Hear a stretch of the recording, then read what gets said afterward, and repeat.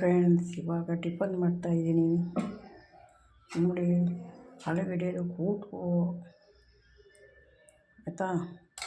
ಬಿಸಿ ಬಿಸಿ ಇಡ್ಲಿ ಚಟ್ನಿ ತಿಂದು ತೋರಿಸ್ಕೊಡ್ತೀನಿ ತಾಳ್ರಿ ನೋಡಿ. ಸಖತ್ತಾಗಿ ಬಂದಿದೆ ಇಡ್ಲಿ.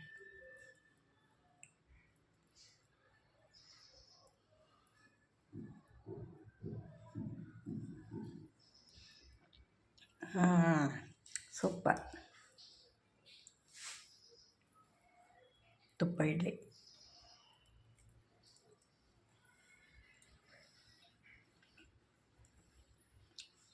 ಮಸ್ತ್ ಮಜಾ ಮಾಡಿ